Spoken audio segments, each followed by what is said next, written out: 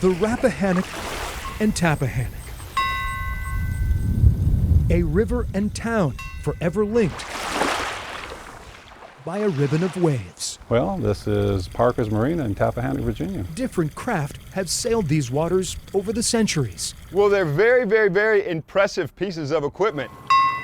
But nothing has ever dropped anchor and made a splash here like Wild Sally and Big Jack. Some people said these things looked like they belonged in a Star Wars movie. A pair of beasts, part boat, part truck, now call Tappahannock home. They're the largest single piece of equipment I've ever worked on.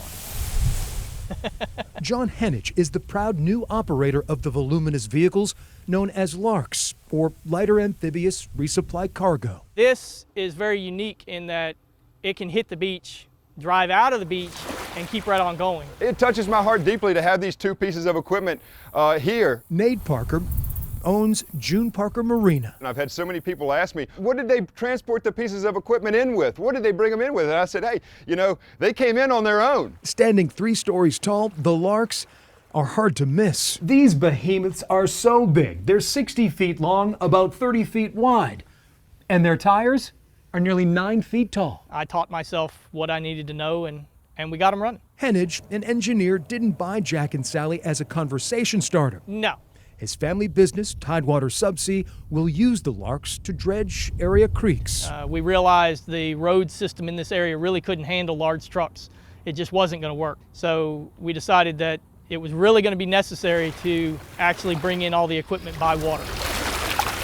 In their past lives, Wild Sally and Big Jack had a much more dangerous job. 200 men, complete with their combat gear. These former U.S. military vehicles were used during the Vietnam War to carry troops and tanks. It can ferry outsize and heavy equipment. Only 60 were ever made. These have bullet holes in them that have been repaired. They were combat vehicles. There's no question about it. After the fighting ended, the LARC sat rusting away in New York for the last 15 years. So as far as we know, there are only 10 left in the world. Earlier this year, John found numbers 48 and 49 on Staten Island. I figured that with a little bit of love, we'd get them running.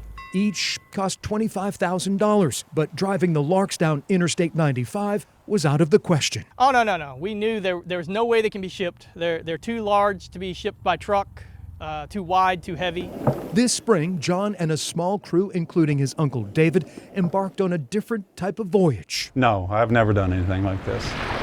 A 2.5-week white-knuckle ride down the eastern seaboard. It got rough enough that water was coming over the back and that we were catching waves that were rolling over. We had to run the pumps. Make no mistake, a LARC would never be confused with a pleasure craft. No, they are workboats. There is no amenities at all, other than noise and heat. Engine issues forced the novice sailors to beach the boats in New Jersey, where the curious gathered to gawk. Yeah, everybody that saw them was very interested. They wanted to know what they were. The LARCs finally reached the Rappahannock in May to begin their new chapter. I don't know if I'd use the word fun. It was an adventure. It is not lost on John that by preserving maritime history, he's also honoring the soldiers who served on board. I'd rather not see them sit and rust or get destroyed. John Henich, a sea-tested captain, pleased with his business decision, which was done on a LARC.